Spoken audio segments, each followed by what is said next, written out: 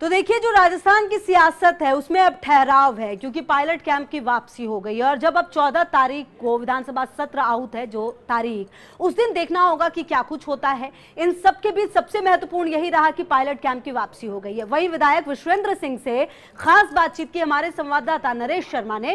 क्या कुछ कहा उन्होंने, वो आप सुनिए। कांग्रेस के कुनबे में एक महीने तक कलह रही और कई विधायक हैं वो मुख्यमंत्री अशोक गहलोत के खिलाफ बागी होकर आला कमान तक पहुंचे थे।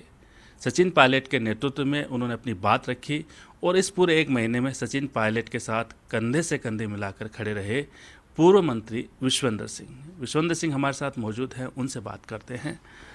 एक महीने का सियासी संकट, ये कहें खासकर कांग्रेस के कुनबे में कलह रही है और कहा यह जा रहा है कि उसके लिए आप जो 19 लोग हैं वो उत्तरदायी है। क्या ये पूरा मामला है, आप बताइए। देखिए, सर्वप्रथम तो आज श्री कृष्ण जन्माष्टमी है। उस अवसर पर प्रदेशवासियों को अपनी ओर से शुभकामनाएं देना चाहूँगा और ईश्वर से प्रार्थना करूँगा कि प्रदेश की जनता सुरक्षित रहे और सरकार अपना पूरा निर्वहन कर सके, कर्तव्य का निर्वहन कर सके। आपने अभी मुझसे बड़ा इंटरेस्टिंग चीज़ पूछी कि बागी विधायक। देखिए, ऐसा हम बागी विधायक नहीं है। बागी जो होते हैं वो जो पार्टी की खिलाफत करते हैं। मैं सत्ता में भी था, कैबिनेट मंत्री था और उधर संगठन में भी था, वरिष्ठ उपाध्यक्ष। और जब हमने देखा कार्यकर्ताओं की, कई बार आप सर्वविदित है, मेरे खुद के डिपार्टमेंट के बारे में मैंने कितने ट्वीट्स आपके सामने आपने देखे, जो खामियां थी कि कॉन्स्टिट्यूंसी में जब जाते थे तो जनता को जो काम हम सरकार करना चाहती मैनिफेस्टो के हिसाब से वो पूरी तरह नहीं हो रहे थे और सत्ता और संगठन दोनों में भी तालमेल नहीं था। तो इसलिए हम लोग दिल्ली गए और वहाँ हाईकमान से हमको इस बात को अवगत कराने का मौका मिला। इसके लिए हम हाईकमान के आभारी।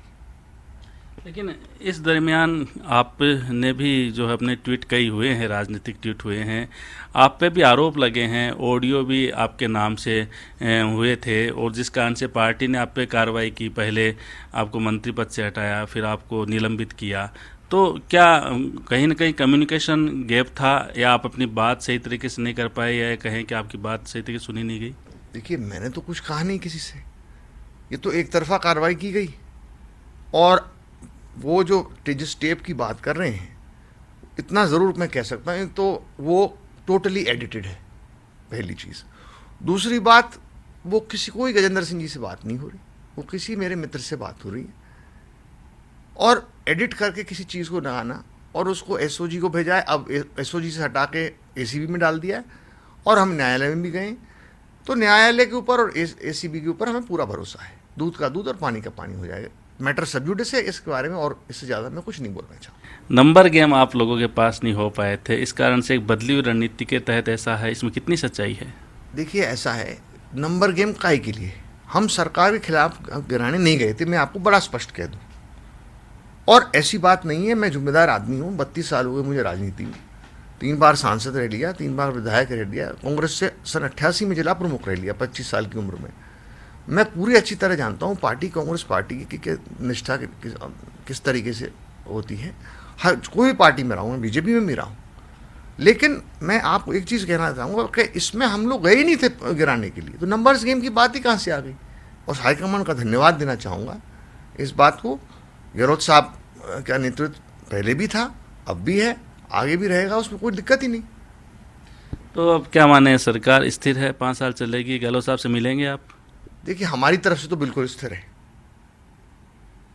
हमारी तरफ से कोई कहीं भी सरकार को गिराने की या सरकार को छेड़ने की कोई मंशा नहीं है। मैं दोबारा आपसे रिपीट कर रहा हूँ बड़े स्पष्ट शब्दों में, और आप जानते हो मैं बेबाकी से बोलने वाला आदमी हूँ, तो इसलिए साफ बोल रहा हूँ। बिल्कुल। तो विश्वेंद्र सिंह जो अपनी बेबाकी के लिए जाने जाते हैं, जितने भी उनसे जुड़े मुद्दे थे उनका बेबाकी से जवाब दिया है।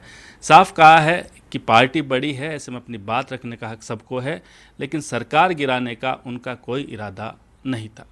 कैमरामैन सुरेंद्र के साथ Naresh Sharma, first India news, Jaipur.